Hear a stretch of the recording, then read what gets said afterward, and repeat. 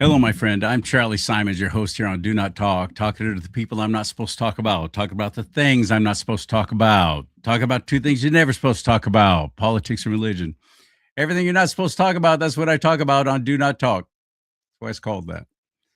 And thank you so much for tuning in. It's a very last minute show. I have a, friend out in Florida who's been very, very effective and working diligently on election integrity with somebody who's been on my show several times before named Steve Stern. Well, that's John Goodman. He's been on my show before. He's put some news out that has nobody knew about and then has turned around to be true more than once. So he said he's got some election integrity news. He's been working with a guy, the War Zone, I think it's called. Wayne Allen Root is his name. I'd love to have him on the show sometime. He seems like a cool dude. He's a conservative broadcaster and podcaster. And John Goodman's got some news, got some encouraging news, I think, for the election because we're in an election year now. The midterms are coming up in November. I hope you're registered to vote. If not, please get registered to vote at registertovote.ca.gov. That's registertovote.ca.gov. And get it done so you know when you go there, you're already going to be in the system. Of course, you won't have to show ID. At least not so far in California. It's pathetic. It's so ridiculous. There's so much election fraud in this state, which is why we're in the shape that we're in. But we have a Republican Party in the state of California that is. I'm a delegate. I'm actually a delegate. So I'm going to be at the convention coming up in just a few weeks. And I'm going to be voting on things that are brought before all of us to vote on as delegates of the California State Republican Party.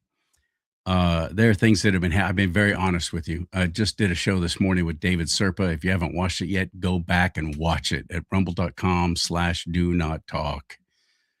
Huge show. David Serpa names names. There's things going on in the California Republican Party that I've been sounding out about for several years now. And it's it's been kind of frustrating because sometimes I feel like a lone voice out in the wilderness shouting, "Look what's going on here. I'm on the inside. I see what's happening. I'm letting you know about it."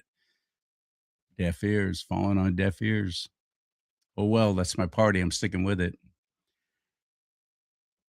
Friend of mine named Minnie. I'm not going to. I haven't even talked this over if it was okay with her for me to put this on the show. But I'm before I bring in John Goodman, I wanted you to hear what she wrote. Again, I have not gotten permission from her about this, but I have a feeling she'll be okay with it. Let me bring it up on screen so you can see it too. And excuse that big purple blob thing there on the side. I have no idea how to get rid of that. But I wanted you to be able to see it at the same time. Okay, here we go. On February 19th, 2026, the CAGOP, that's the Republican Party of California, their engagement committee that Corinne Rankin sits as chairperson, issued an internal memo to California County Republican Central Committee leaders. I'm not one of those. I'm just a delegate. They held across the state to block far right candidates and delegates identifying as America First. The memo highlights controversial Nick Fuentes for rejecting the America First candidates and delegates into the party, not rejecting. I don't think she meant to say rejecting. The memo highlights controversial Nick Fuentes. So they're saying rejecting, I got it, America First candidates and delegates into the party. But this is very disingenuous as the everyday Christian conservative is also labeled by these people in the California Republican Party as far-right Nazis and don't share in Fuentes' ideology for white nationalism. White nationalism is a fancier word for white supremacy and Nazis, basically. I don't believe that that's what Nick Fuentes is. I think he believes in America first. He believes in being proud of the nation that we have and proud. He has no problem saying, yeah, I'm a white guy. Everybody else can be proud of their race. Why can't I be proud of mine? Does that make him a Nazi? I don't see it. Maybe it does. Maybe you're seeing something I don't. Oh, wait. Continuing with this letter. At the most basic definition, because there are many, the traditional American conservative is someone who values established customs, social order, and authority, often emphasizing the importance of family, community, and moral principles. They believe that society should be guided by historical traditions and inherited values. A Christian conservative encompasses traditional conservatism and additionally believes that the Bible is the inherent word of God and the ultimate authority on all matters of faith and practice. Amen. They believe that the Bible is inspired by God and that it is a final authority for all Christian belief and conduct. Amen.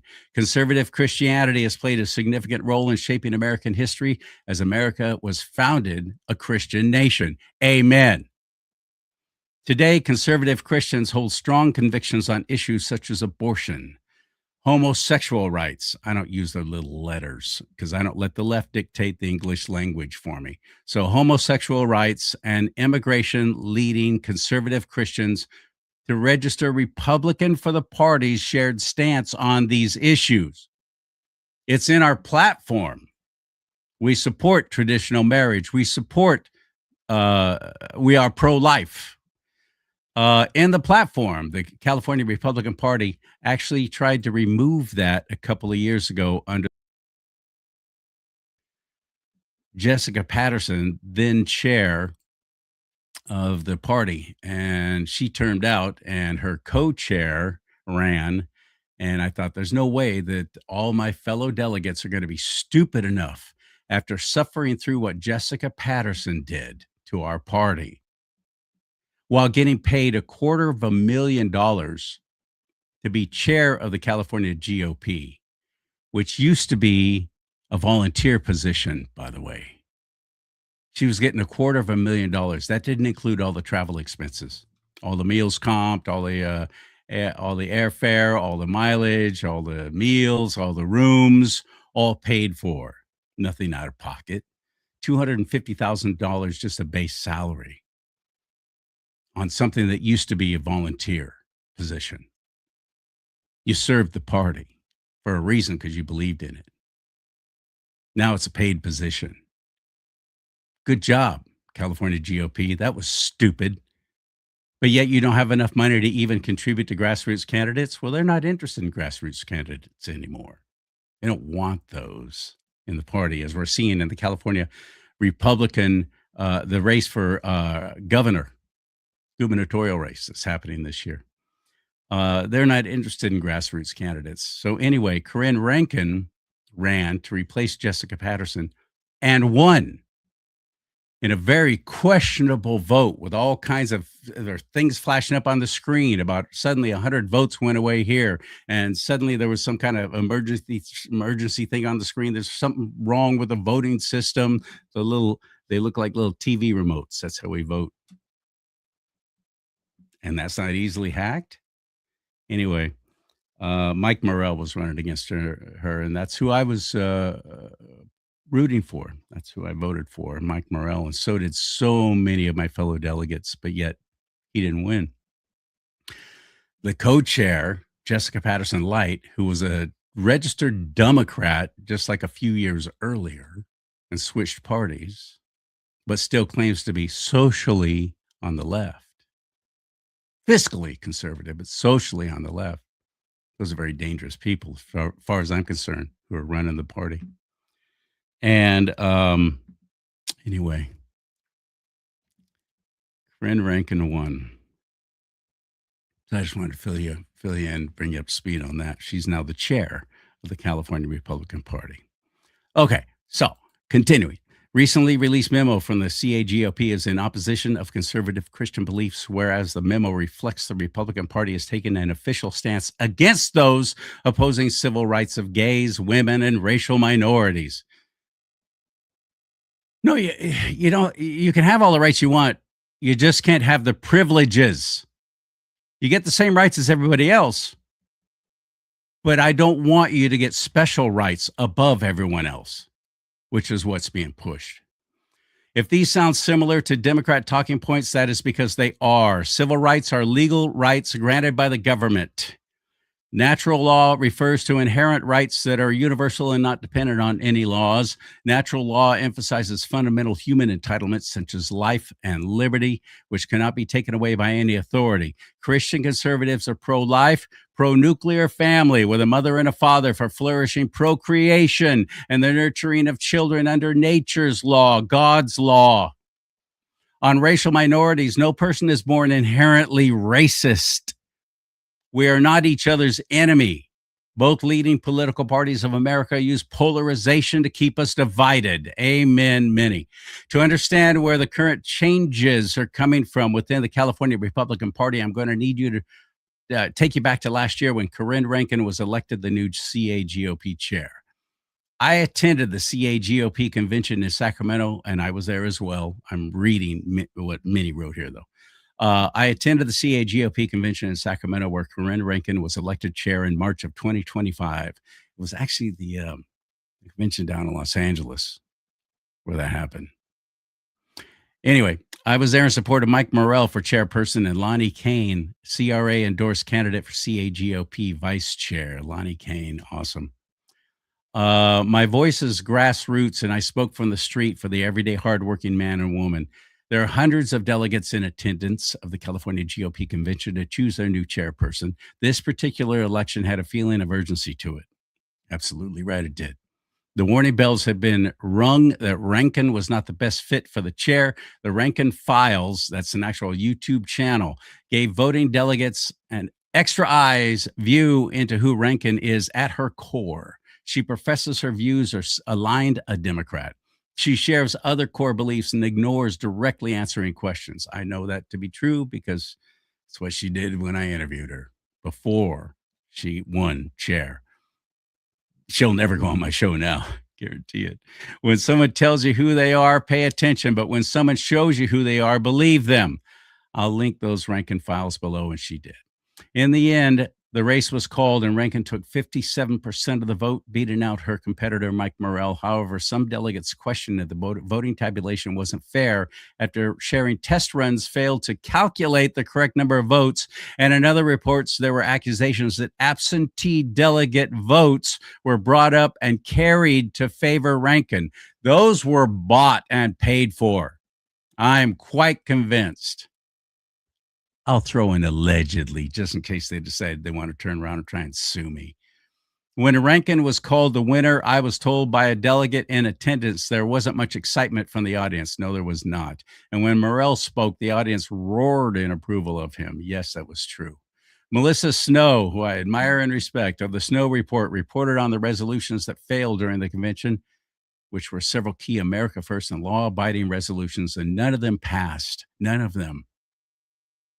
Keep in mind as you read these failed resolutions that the California Republican Party claims to have increased its own voter registration role and was pivotal in getting Trump elected.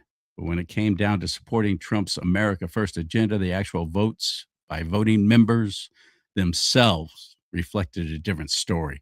Resolution number 6, supporting President Donald J. Trump in his efforts to enforce immigration laws, did not pass. Resolution number 11, supporting President Trump's administration National Farm Security Action, did not pass. Resolution 19, ensuring election integrity by removing non-citizens from voter rolls. Just makes sense, right? That passed, but it failed due to lack of quorum. Failed due to lack of quorum? I'm sorry, what? How come there was enough quorum for everything else? Explain that. All right, continuing. You can see here for yourself in these failed resolutions where the split is within the party itself. There are the establishment voting members who did not support Trump's America First agenda. And then there were those voted against the former Democrat Rankin to support Trump's America First agenda. Christian conservatives that are actively political and see what's happening within the party have already begun to exodus themselves of the Republican Party, electing to register as no party preference. Daniel Mercury, running for California's next governor and author of Lucifer's Zenith, where Daniel details his experience with all forms of government corruption and deception, said, quote, if voters only knew how infiltrated each of those groups had become, they would easily identify candidates with moral decree instead of just believing what their party tells them, unquote. Other conservatives are leaving the Republican Party too. Actor James Woods, and political commentator who identifies as Catholic, has said he's done with the Republican Party and is registering independent in a recent post on X. I have two short last thoughts. The memo opposes critics of Trump. The memo opposes critics of Trump. Okay. Let me remind the California GOP that Trump is an employee of we the people. It is our duty to keep a watchful eye on all our elected representatives and to hold them accountable for their actions and behaviors, just as other employers would in the job force. This includes being critical of action or behavior that does not serve the interest of we the people. And lastly, take heed the warnings of our founding members, many of whom were very clear on the evils of political factions, which is what the Democrat and Republican parties both are, and the importance of vetting candidates for their moral compass to do the right thing for the people. Thomas Paine wrote, quote, a man under the tyranny of party spirit is the greatest slave upon the earth, for none but himself can deprive him of the freedom of thought, unquote. Here's the memo, by the way.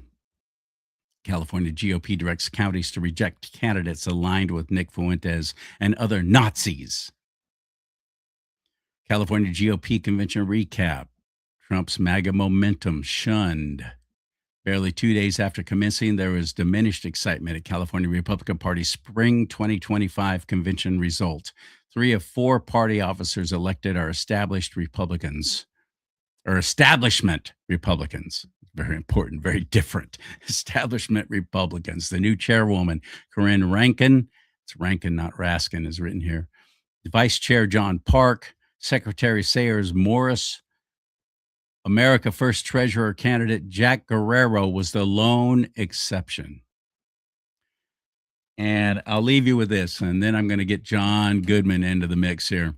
California gubernatorial candidate Daniel Mercury blasts California GOP and exits Republican Party in third run to replace Gavin Newsom. Quote, U.S. Navy veteran and constitutional conservative Daniel Mercury registers no party preference ahead of the June 2nd, 2026 primary. He said, quote, the California GOP ignores their own bylaws, just like Democrats, and waters down their own conservatism. It is the group that no longer votes its conscience and has compromised its moral compass, unquote. Daniel Mercury. It's frustrating. I'm frustrated. I don't know what's coming up at this convention in just a few weeks. 2 weeks, actually. But I will be there. I'll let you know. I'll be doing some live reports from there too here at rumble.com/do not talk. But right now, somebody who's very well ensconced in election integrity, working with American patriot heroes like Mike Lindell and Wayne Allen Root and Jerome Corsi and many others, is on the show. Let's get him in. Hit it.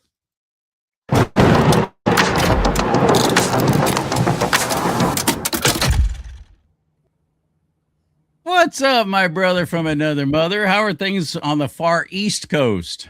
Well, they're very good, and a lot of productive work being done, and it's so great to be back on this show.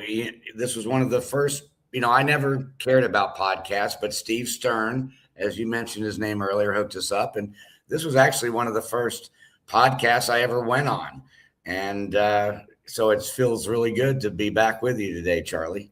Well, I'm glad you're here. You've given us some great information in the past.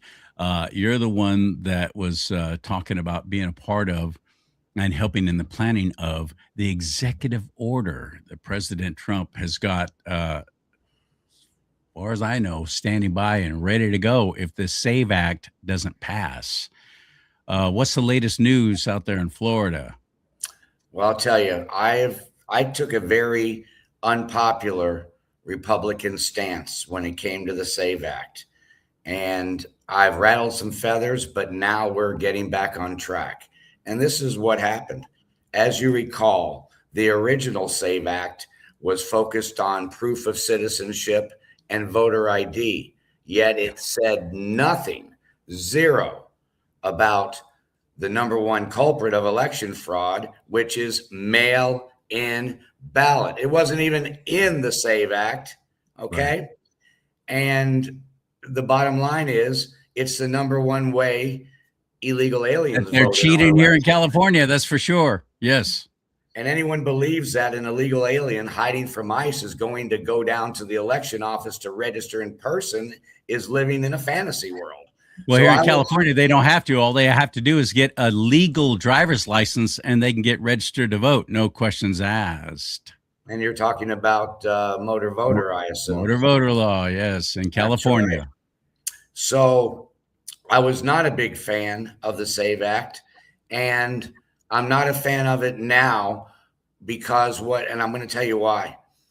Number one, Donald Trump added to the SAVE Act mail-in ballot, no mutilation of children for transgender, and no men and women's sports. So now it is in Charlotte's web of a legislation bill that, by the way, is at least 10 votes short of the 60 vote threshold. And it is amazing to me that 80% of Republicans are standing on the bow of the Titanic, knowing that the SAVE Act is on a respirator. And the SAVE Act, I had a three-way call. I'm going to drop some names. The hell with it. I had a three-way call with Steve Stern, Wayne Root, and myself 3 weeks to a month ago. And I called the SAVE Act a red herring. Everything in the SAVE Act dealing with elections is in President Trump's election executive order on steroids. But nobody knows what's in it. You know what I mean? Yes, I do. Well, like Nancy Pelosi said, we've got to pass it to be able to know what's in it. So there you go. Go ahead and pass it. And I'll never forget that. That was a whole Obamacare thing. Remember that? That's one of the classic lines in political history. These idiots don't even read what they're voting on. No. But the SAVE Act, 5 pages. That's it. That's it. It's like as short as like a CR, like a continuing resolution. I mean, it's not going to pass. And it's time for the Republicans to take a dose of reality. And so Donald Trump, as you know from last time I was on your show, he was ready to release this executive order in early November. And here comes the SAVE Act. Mr. President, we've got a way to solve all of this. You don't have to worry about all these challenges in court and all the pushback. We're just going to be able to pass it through Congress. Well, it did pass in the House. In the House, yeah. But it's never going to get 60 votes because even if every single Republican, CharLee, voted for the SAVE Act, it would still be 7 votes short. And the Democrats know that mail-in ballot is their number one tool for cheating. And I'll give a quick example. John Fetterman, who was for the SAVE Act, but now suddenly he's turned against it. That's right. And why? He was for the SAVE Act in that original where I told you that it was just proof of citizenship and voter ID. Oh, because those 2 other things were added. Now suddenly he doesn't want it. Got it. Well, he even said, why are you tampering with mail-in ballot? So I've told you many times that there's no such thing as mail-in ballot. It's not in the Constitution. It's not in the 1965 Voting Act. But let me now give you some things that have happened since I talked to you last and to your fans last. My fan. No, no, no, no, Charlie. You're very well. You may be in a tough spot in California as a California delegate, but you are respected as a podcaster and individual. Thank So you let's, both for watching. yeah, no, there'll be plenty of people that will get the message through Okay, all Charlie right. Simons. Absolutely. So the Democrats, now it's like mail-in ballots are legal. It's just part of our voting system. Well, since I talked to you last, two big things have happened. As you recall, I found some verbiage in the Constitution that shed some real doubts on the state's powers over elections, if you recall that. Mhm. It's gotten even better.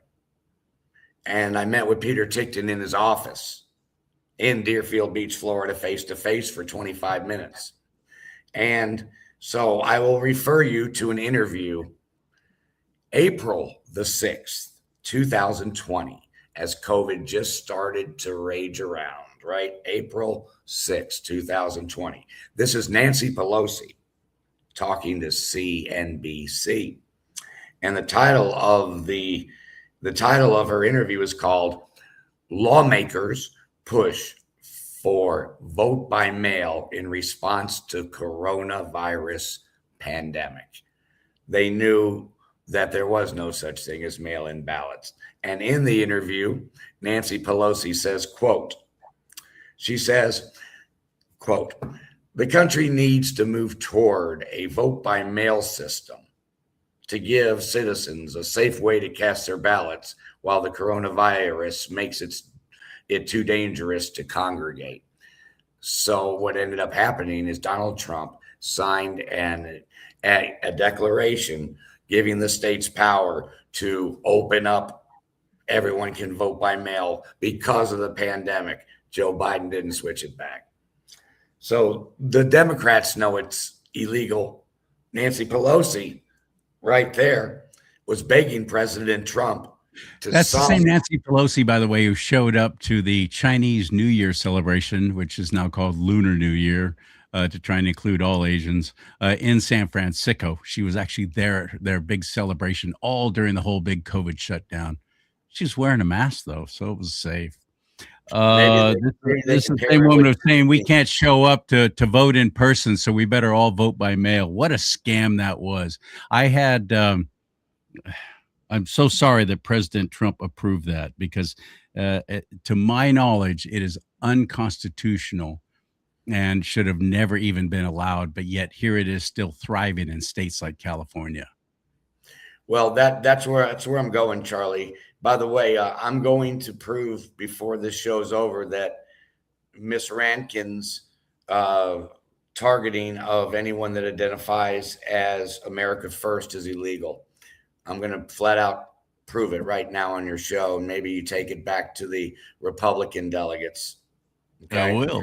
Okay. I will. So number one, besides the constitutional law that I submitted to Peter Tickton, and I went to his office because I wanted to have something as a backstop at SCOTUS because, well, first of all, the SAVE Act is hurt because it's delayed the release of the executive order because everyone's waiting for it to pass. It's not going to pass. No, And heck that's no. what, They're going to drag it out and the whole thing they're going to filibuster and all this crap. And they want to take a spring break, an Easter break, as they call it.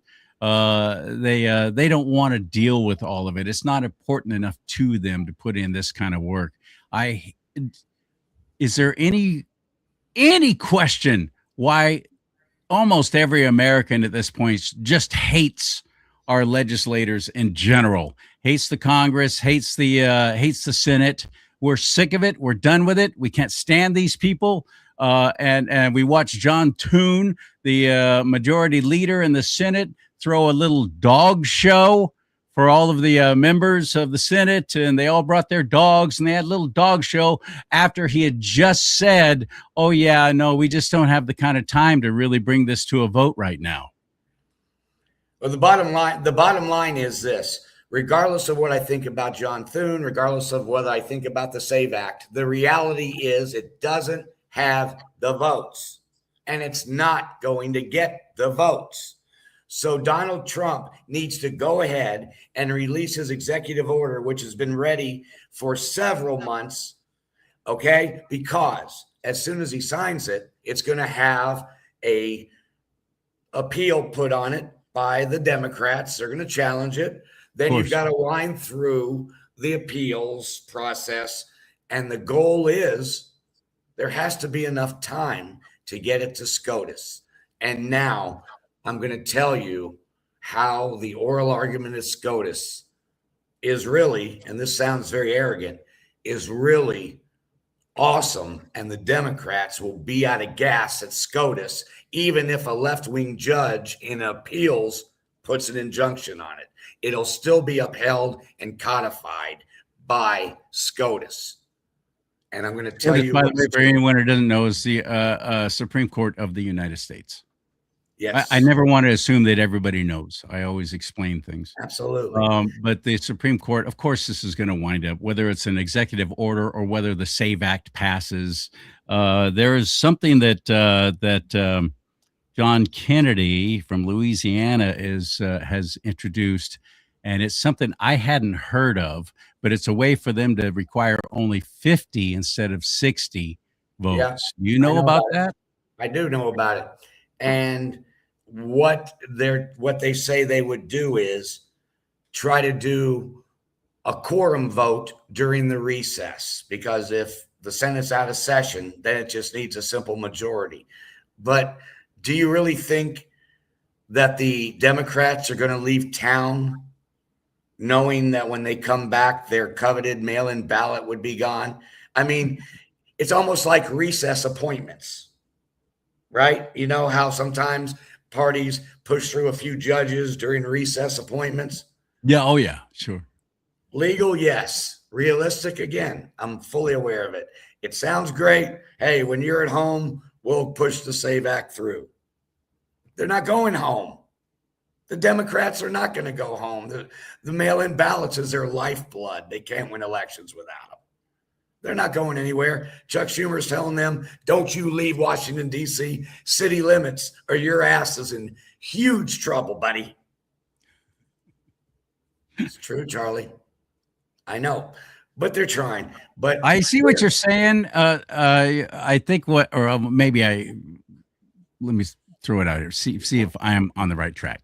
You're wanting and encouraging President Donald Trump to go ahead and just say, screw it, and put the executive order into action because it's going to have to be done anyway. But I believe that President Trump is doing this for two reasons. One, he's certainly fully aware that we're in a midterm election year and that we've got to maintain and even increase our majority in the House and in the Senate, or the last 2 years of my president's term is going to be far worse than anything that Nancy Pelosi tried to bring down on him during his first term. It's going to be horrific. Are the American people going to realize that? Are they going to wake up? Are they going to say we're sick and tired of Democrats? No, because all this cheating is still into effect, and there's a whole lot of people who will never vote for anything with an R in front of its name. And he knows this, no matter how good it is for them, no matter how much better things are now. So I believe he's letting this process play out because he wants us to see who the real rhinos are. So we will be emboldened and encouraged to go vote in the primaries in California on June 2nd, and then in the big election in November, and get rid of these freaks, get rid of these rhinos. And it's happening in other states already who have earlier elections. But except for Florida, your state of Florida, what the heck happened? Suddenly you got a bunch of Democrats all running around there squealing with delight. Well, I'm telling you, what you just said is really playing a risky game, because what me and Wayne Root are calling it is 2 for the price of 1. If you want to sit there and fight for a bill that is a long way from passing, way short of votes, but release the executive order, then you have a legislative attack and an executive branch attack. And keep in mind, CharLee, if the SAVE Act doesn't pass, which it's very slim chance that it will, you can't appeal to the Supreme Court. Oh, my bill didn't pass Congress. No. But you can appeal if an appeals judge puts an injunction on a presidential executive order. Okay? That's important. The other thing is, I'll drop some more names. I called Scott Pressler. I called him myself. I had had enough because he's pushing the SAVE Act even when it was just proof of citizenship and voter ID, with not even a mention of the number one culprit of the fraud, the mail-in ballot, over 50 million per election over the last 3 cycles. And he didn't want to hear it. He had a meltdown. He did. Yeah, I don't care. It's true. He had a meltdown. He would not even acknowledge the fact that the SAVE Act is in bad shape. He would not acknowledge that it's not mail-in ballot strong enough. Wouldn't acknowledge anything. And if you notice and then I've been watching him, his posts now are dealing with the Department of Homeland Security, and he's running for city council or something in Beaver County, Pennsylvania. So he convinced a lot of Republicans. I don't know what it is, whether it's that he goes to Capitol Hill in looking like a cowboy with jeans and hair down to his shoulders. And so Democrats want to look like, hey, everybody's got a voice. We'll talk to this guy.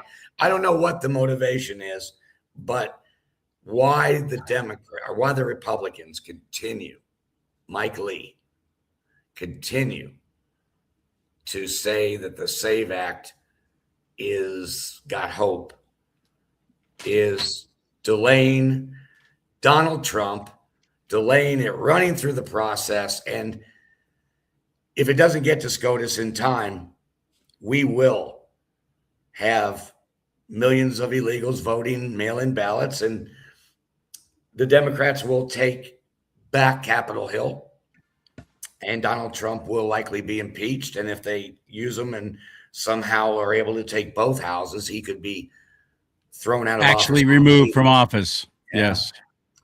So I want to tell you the other reason why me and Wayne Root and some other national people, I'm not the national people. They're the national people. I found something else that is extraordinary. And if you found it, I'd call it extraordinary. I wanted to find something that gave that, if he released it and it got to the Supreme Court, something that was irrefutable, that the court could not rule against his EO, could not in a million years rule against it. So I started looking at every Supreme Court case from 1950 to this present. Is the stuff that John Goodman does that I love. He does stuff. He does what media people used to do, investigative journalists. That's what he does. Go ahead. I can't wait to hear this. Yeah, there's started with 1950, and I went through thousands of cases to find something that might help when Donald Trump's election EO, if it ever makes it to SCOTUS, if he'd ever get off the SAVE Act like everybody else, a dying Titanic, and release it. There's a decision over 30 years ago from the Supreme Court. And I will tell you right now, it's from 1995. And it's called Term Limits v. Thornton. And everyone listen very closely to this, because the powers to be are extremely happy to have this. This is going to blow everybody away right here.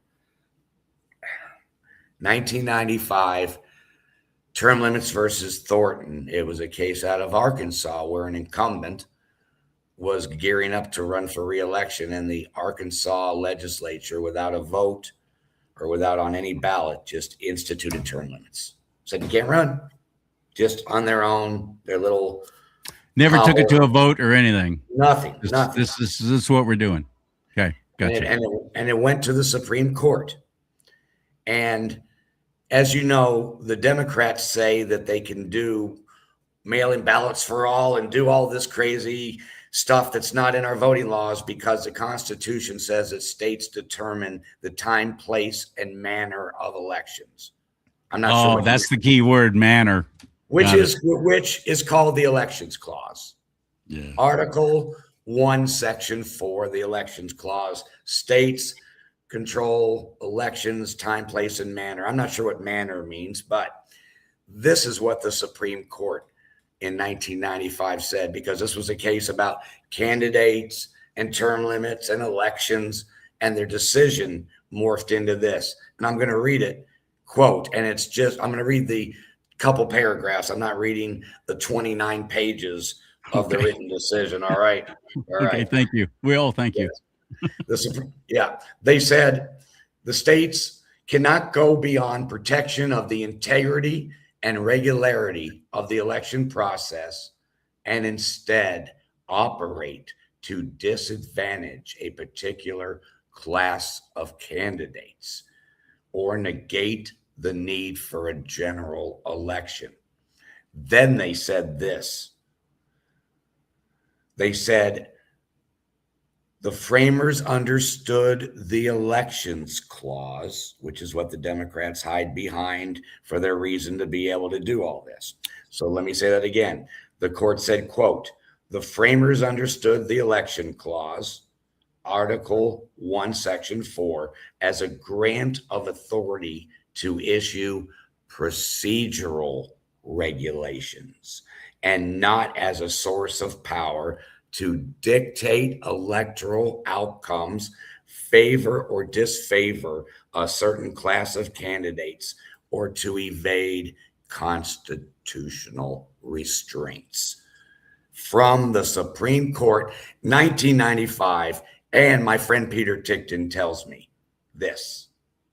He loves it as what he called a backstop, as part of an oral argument if this EO lands at the Supreme Court, which if he doesn't release it soon, it's a moot point.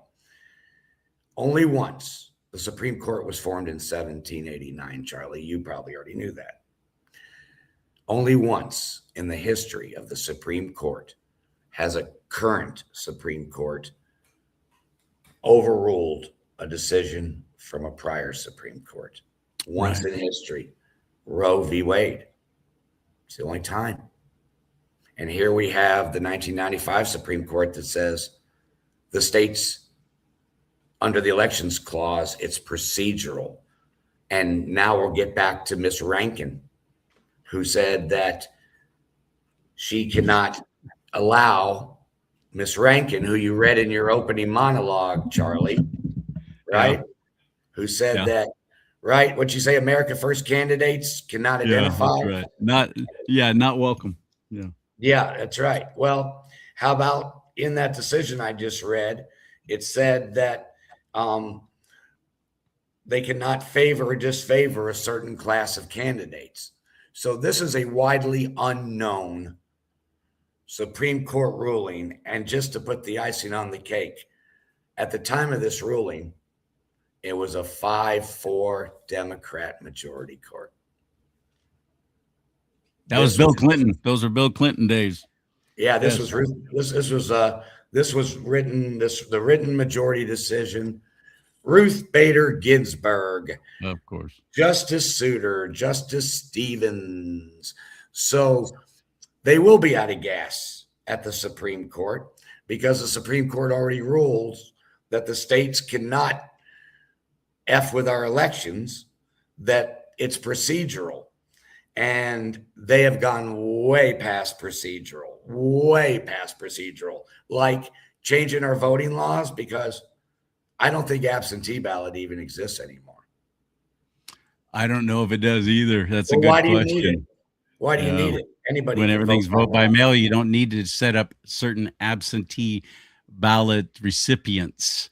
which what that is are those are military folks who served overseas, so they're able to vote. People who are, maybe in a care facility and they can't get out so that they can vote. You're absolutely right. Why do you need absentee ballots? You don't. And you don't if everybody's getting a ballot by mail, You and certainly many don't. getting more than one, by the way. Absolutely.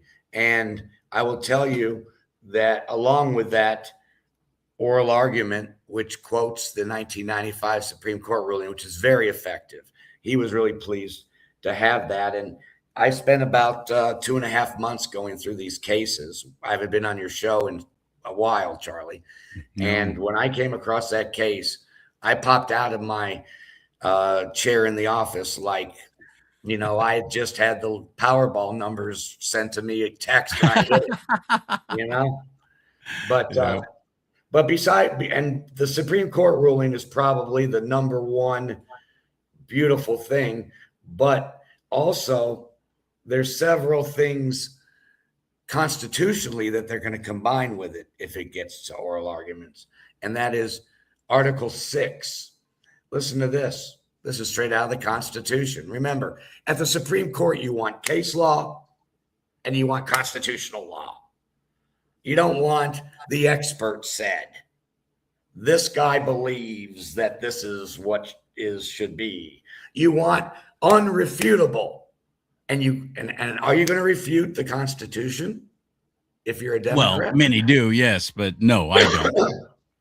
But they are technically unrefutable. So anyway, Article 6 in the Constitution is also key because it says the Constitution and the laws of the United States shall be the supreme law of the land, and the judges in every state shall be bound thereby.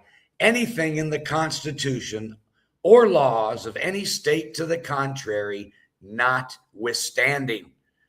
Article 6, boom. Motor voter, right? Article 15 in the Constitution. American citizens are afforded the right to vote. American citizens. It's near the top of the Constitution. So, and California is not even hiding the fact that they're giving IDs and voting rights to illegal aliens. You've known it longer than most people have known it, CharLee. Right. So there are 3 articles in the Constitution that 37 of the 50 states are directly violating. Plus, they're going to be in for a surprise when they get dropped the 1995 ruling that their power is procedural and changing election laws does not fall under the elections clause, Article 1, Section 4, which we've all thought, and I alluded to this before, we all thought that the states could do whatever the hell they want.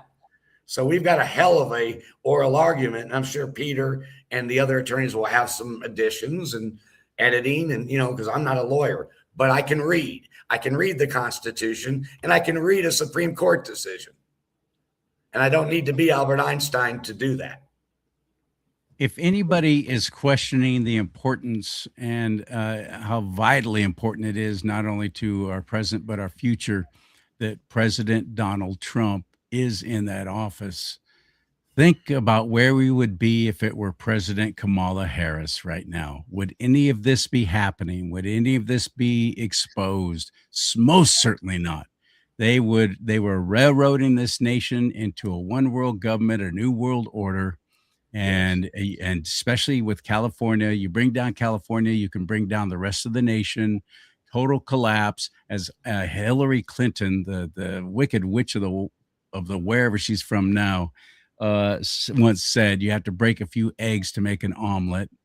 They were absolutely willing to burn this entire nation down and rule over the ashes, because it's all part of the whole depopulation, one world government, new world order. President Trump has stood against that. He's gone after the cabal. He's gone after the deep state in ways that it would have never happened if he were not in office. The last thing I'm ever going to do is criticize President Trump for not using just the right language or anything else right now, because I am so grateful that he is there. Thank you, Lord, for this opportunity. Thank you very much. Please protect and pray for the president.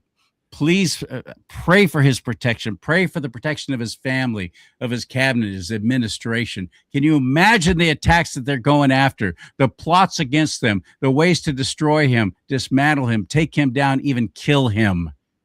Can you Yeah. imagine the people who want to see him go away? It is extremely wicked, and we're fighting against spiritual forces. We've got to be praying. We've got to get with the Lord, our creator. We got to be praying through Christ Jesus. If you don't believe in my Lord and Savior Christ Jesus, I hope you'll reconsider that, because I care about you. But if you don't, just pray. Pray to the creator for protection of President Trump. I can only imagine what it must be like for him every day, and who wants to ruin him and destroy him. I am praying that he releases the executive order soon, because the executive order, as I've explained, will hold up. But the time frame is the biggest concern, because And we need it now. We got to be moving. We're only a couple of months away from the primaries. Look, you know that an appeals, a left-wing radical judge that puts an injunction on it, Of course. he's going to sit on it before issuing the ruling as long as legally possible, because They're the trying to Democrats wait are us trying out. to run out the clock. That's You're what's going right. on, CharLee. They're trying to I'm run out the absolute. clock. You know what? I was thinking, well, let this play out, and John Toon will do the right thing, and it's all going to happen, and they'll pass the SAVE Act, and all will be right and good in the world. But no, But I'm now, starting to realize right, you're right. you know, You're right. when Donald Trump initially held off, when the SAVE Act first came out, to wait and see how it went, mail-in ballots weren't even in it. So then he added it, or he made them add it. And then he waited a little longer, and it got even less support, because the Democrats are never going to vote for their No, own family member. despite the fact that their mail-in own ballot. constituents, their own voters want it. Yeah. That's the It's most go- appalling thing to me, with an overwhelming majority of all party lines thinking, yes, we should have voter ID. That just makes sense. Even it does on make the sense, far but left. again, it makes sense, but that's not how illegal aliens vote. They What vote was by this? mail. Yeah, they vote by mail. Yeah, you're absolutely You right. know, CharLee. So he's got to release that to give it time to wind through the judicial system, in time to get to SCOTUS. And then even after it's upheld at the Supreme Court, you know, I told you he's going to be putting some cameras in voting state. It's just not an overnight process, and I'm getting very concerned. And the biggest concern of mine is that, and this is going to be a strong statement, we talk about the Democrats having Trump derangement syndrome. For whatever reason, and I'm a loyal Republican, the Republicans seem to have SAVE Act syndrome. And maybe it's a ceremonial thing, you know, these are two root things and there's no reason why it shouldn't pass. But the reality is it's not.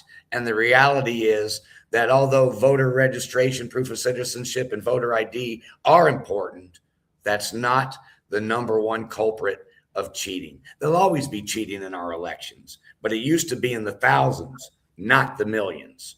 And so the oral argument is strong as rock, but Donald Trump, there's no reason to wait anymore. Surely, as you said, he knows it's 10 votes short.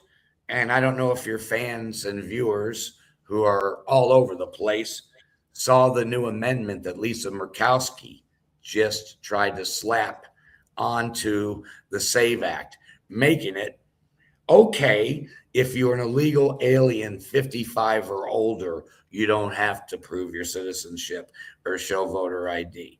And that's a Republican.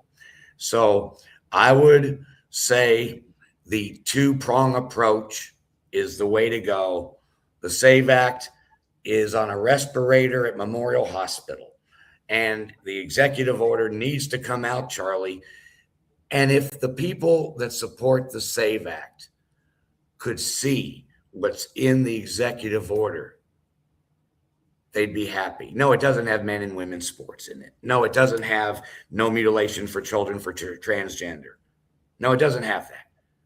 But as far as elections, the people that are on the sinking Titanic Save Act would be happy with the executive order.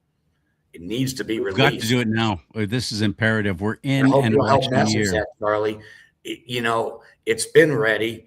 Then the Save Act ended up being a big red herring. I hate to say it. And I wish it had passed and it was all lovey-dove kumbaya. But the Republicans better get a dose of reality. It's not passing, and the time is running, and the Democrats are more than happy to debate the SAVE Act until the end of time, because as long as they can preserve mail-in ballot, they are good shape. All they have to do is stall it long enough to get through this midterm. That's what they're counting on, to get through this midterm election year. All they have to do is stall it long enough to where they still have all their voting, cheating crap in place. And then they can attack if we can't get a majority in the House and the Senate. Yep, it's absolutely right. They're running out the clock, and I hate to say it, they're doing a pretty damn good job of it at the moment. And, you know, the Republicans are not helping themselves at the moment. That's for sure. And, you know, look, I did have that tense conversation with Scott Pressler. He does have a lot of followers. He's an influencer, but he is sending his message to the road to nowhere, because it's time to finally say, we gave the SAVE Act. I pushed it. I tried. I this, I that. But now we have to get behind the executive order from President Trump, because we just don't have the votes. I mean, if you really are an American patriot, at some point you have to look at the reality, because we're on a path right now where mail-in ballots are going to ruin this country in November. And I will add this. There are about 20 million more illegal aliens in this country now than there were in 2020 because of Joe Biden. At least. So if you think mail-in ballots was a problem, there's more. Oh, at least. So if you think mail-in ballots was a problem in 2020, one might say you ain't seen nothing yet. I have a friend in Kentucky. He's well-connected Democrat. He's a friend. He's more of a Clinton Democrat. He's not, you know, a squad member Democrat. But he says that the Democrats look at the midterms as their last chance to take down Donald Trump. And they're not talking about assassinating him, but take him down. They've tried 2 phony impeachments. It didn't work. They've tried 4 trials. It didn't work. And he told me that between mail-in ballots and the Democrats are going to show up in droves, even the ones that aren't using phony mail-in ballots. At the same time, Donald Trump's not on the ballot. This is shaping up for a major league disaster. And I wish I had better news. If the EO comes out soon, not in July, it won't be in time. It's going to get challenged by a left-wing judge at the appeals level. We've said that all along. We've talked. And like you said, they'll sit on it until right at the very last minute, just to again play out the clock even more. Exactly. Yeah, they want these midterms to be free and easy for them to continue their cheating. It is imperative for them, because they know if President Trump is able to follow through on all the things he's working on right now, cleaning up the Fed, getting rid of the Fed, actually getting us a monetary system based on real value and things of value, and so on and so forth. They know that if President Trump is able to do all the things that he wants to do and has said he's going to do, if we get behind him and stay behind him, they know they're done. They're done. You're right, CharLee. You're right. Because really, yeah, we've got crazy Democrats. We've got the Iran conflict. But as far as Trump and his power and his able to lead and continue to make the great decisions that he's always made, the real last hurdle is the midterms. If he gets through the midterms, the last 2 years of his term will be the golden age, because they won't be able to make up phony impeachments. They won't be, because because we'll still have control on Capitol Hill. And because of this, what we're seeing right here, I hope it's dawning on you why it's so important for the Democrat Party and the left. They're Marxists, they're radical communists, they're freaking communists. Why it's so important for them to completely destroy all of this is, again, for that new world order. They're doing the devil's work. They truly are. That's what they want. And they are fighting against this one man who said, nope, we're going to be sovereign. My own California Republican Party is labeling me all kinds of things because I'm a Christian and I believe in the sovereignty of the United States of America. So I'm a white Christian nationalist. And so why are you? I don't care what color you are. Do you believe in the sovereignty of the United States of America? Do you think that we are a God-blessed nation that was created through divine intervention? As if you look at the writings of our founding fathers, this is a blessing from God that we, the people, have at least one voice, one time, in who's going to be calling the shots for us at the top. The rest of the world and the New World Order does not want anybody having that kind of freedom, and can't be having a nation as powerful as we are continuing. That's why they want to destroy this. Are you starting to realize this? Is this dawning on you? I pray it is. And I also hope that you pray for President Trump and protect him. I'm with you, John, because I've been sitting back going, oh, the SAVEback's got to pass. It's got to pass quickly because we got the primaries coming up, California. Something's got to be done about all the election fraud here. We got to start showing ID and so on. I'm thinking this is fantastic. We got to get this done. This is the way to do it. But now I'm realizing after talking to you, screw them. Just do the EO, let it go through the courts, let it be challenged by some goofball lefty, let it go to the Supreme Court, and let it be done. And also, I'm with you. I agree with you now. Perfect. And this current Supreme Court, if you look at the decisions they've made over the last 4 months concerning illegal aliens, 3 months ago they ruled President Trump can continue deportations. That's from the Supreme Court 3 months ago, okay? And then they had a ruling just a day or two ago that also reaffirmed the same thing. So the current Supreme Court, it is a 6-3 Republican majority, but they seem to be understanding that millions and millions of illegal aliens in our country is having an adverse effect in many ways. Crime, elections, people don't get jobs because they can pay an illegal immigrant $8 an hour cash. All of our tax dollars going to support them getting freebies, one freebie after another. That was a bribe. That was a bribe. All under the guise of, well, we need somebody, as Chuck Schumer literally said, who's going to pick the crops in the field, who's going to be cleaning your toilets. That's all these people are to you. Chuck Schumer representing the Democrat Party. That's all these people are to you. That's right. It's insane. I'll tell you what, let them fix their own countries. I don't care what country they're from. I don't care what color their skin is. I don't care. I'd be saying the same thing if Canada suddenly decided, oh, we all Canucks, huh? We're going to come down and force you to watch hockey, eh?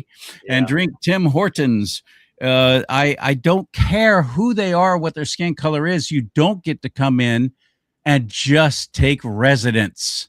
Nope. Just like the country you come from, I, as a white Christian nationalist, couldn't even go to your country and decide, you know what? I like it here. I'm going to stay. Oh, while we're at it, why don't you give me a bunch of free stuff? Oh, and you know what? I'd like a legal driver's license to drive as an illegal in your country. All the things are so ridiculous. And if we actually gave a little critical thought to this, instead of reacting to every time we're called a racist, and oh, no, I'm not. I have a black friend. Again, I don't care what color somebody is who's coming across the border illegally. They came across the border illegally. That's all I care about. Oh, would you deport these great people who've been here all these years and doing the work and so on and so forth? Yes. Yes, I would. The same way their own country would if it were the other way around. Yes, get out, self-deport. They're offering how many thousands of dollars to people who are willing to self-deport now? Right. Yeah. We'll pay They've you to go raised back it. to your own They've country. raised it. Yeah. They've raised it. That's right. And if you self-deport, then it puts you in a better spot to come back legally after 24 months. If you admit that what you did was wrong, you not only get paid to go back, but you have a better path to come back and do it the right way. Yeah. Now, are we making it too tough for people to come in and take up residency and become legal citizens of the United States of America? Everyone says yes. Do you even know? Do you know what process everyone else has to go through? I know I can speak from experience. This will make the show another 45 minutes long if I start telling you about what happened with me in Canada. So just suffice it to say, I know what I'm talking about. There is a right way to come in the United There's States. a right way, and it is a difficult way, and it can be expensive. It should be. And it should be difficult. Exactly. CharLee, what happens if I went over to France and my visa was expired? For 6 months. You got a visitor's visa. Yeah. 6 months. And I was illegal in France, and I decided I was going to go to French President Macron and say, I like it here. I want to live on croissants. And I want to vote in your elections too. The rest of my life. Oh, yeah. And I want to vote in your elections. Yeah, that's right. How well would that go over? Out of here, buddy. Come on. They have me on the next flight out. Absolutely right. You're a kick, man. And thank you for talking with us. Thank you for telling us all the stuff that's going on with this executive order. And I completely agree with you now. President Trump, please ask your fans and followers. Just pull the trigger. Yeah. Please ask your fans and followers to message President Trump or their Republican representative that, we need that EO released because it's going to be challenged. There has to be time before the midterms to codify it at SCOTUS. Got a great SCOTUS oral argument, but if it doesn't get there, it's all for naught. Mail-in ballots in play. And then there's not going to be another president with the balls to do all this after Donald Trump leaves office. If we don't fix it now. Kamala Harris, I do believe, probably has a pair. But she would have never done any of this because it's not in their best interest. They're not interested in one bit in fixing the elections here. They're interested in their new world order and their one-world government. I'm completely convinced of that. Not fixed now. We could have rigged elections for decades to come. Oh, yeah. I mean, it's got to be now. This is a moment in time, just 6-7 months before the midterms. This is a moment in time, and we need that EO. The SAVE Act was a good idea. We need Plan B because SAVE Act, Plan A is in intensive care. I sometimes forget to open the chat room. This time I did though. Yeah. And I love this. Linda Falseman. I'm going to show what you just wrote on here. EO, oi, oi, oi. Is that now, right? Yeah. Exactly. And EO, Linda's oi, right. oi, oi. Linda's right. All right, my friend. Thank you, man. It's great seeing you again, John Goodman. Enjoy life in the actual real United States of America. If you ever get out here to the People's Republic of Communist China, look me up and I'll do what I can to scrape some money. I'll get some quarters out of the couch and we'll have lunch somewhere for $18 for a value menu at McDonald's. We'll do it. We always keep in touch, CharLee. We'll keep in touch. Okay, buddy. All right. I'll talk to you later, my man. Okay, have fun. All right. Thank you. Oh, by the way, where do we find you? How do we follow along with what you're doing? Yeah. I switched over to Getter, and the reason I did is because at this point of where we are with the midterms coming, my messaging can be the most effective on Getter. So if anyone is on Getter, that's spelled GETTR, and it'll be at John Good 1965 at JOHNGOOD 1965 Getter, and you'll get all this and push your people. We need that EO because we need that EO. I don't know. I explained it pretty well. Oi, oi, oi. I love that. Linda, I love that. Yeah, man. I'll talk to you later. I need to get over on Getter too. I do. YouTube's giving me 2 strikes, 1 more, and I'm out. This show may do it. Who knows? I've already had Facebook delete all of my pages, no longer on Instagram. Meta, which is supposed to be kinder and gentler towards conservatives. What a freaking lie. What a complete putrid lie that was. The censorship that's going on right now during President Trump's reign is worse than ever.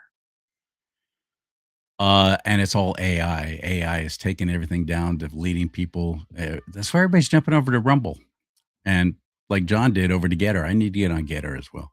So go to rumble.com/do not talk. If you don't have a Rumble account yet, forget YouTube. Screw YouTube. Go to Rumble. It's the same thing, only it's friendly towards we conservatives. Why would you not be there? Rumble.com/do not talk is where you'll find my channel on there. And go to my website, please. Buy some products like this awesome mug. Let's talk about politics and religion. It's a big old 15-ounce coffee mug, too. And of course, it's red. I will stay a Republican. I'm not going to even entertain any talk about splitting away from the party. Nope. That will guarantee we'll never win another election. Ross Perot comes to mind. Anybody remember that? And all the Republicans were going, well, I like this guy, and the party's not talking to him, and we're going to get behind whatever dreaded. I am not going to leave the Republican Party as long as in their platform they are pro-marriage, pro-traditional marriage, and pro-life. Because I vote with biblical values in mind. So I'm not going to leave the Republican Party. I don't want you to think that. All the stuff I read earlier in that letter from Mimi, which God bless you for that, Mimi. That was fantastic. And people like John Goodman. I've had so many conservatives, including, who was I talking to just the other day? They were saying, oh, we're leaving the Republican Party and we're going to do this, we're going to do that. And I'm going, no, please don't. Please don't. Instead, fight for our party, at least in California. I don't know about what state you're in, but in California, fight against this. Start paying attention, get registered to vote, show up for the midterms and the primaries. Please. I'm not going to quit. But ultimately, God is in control. May God bless you. May God bless America. But most importantly, America bless God.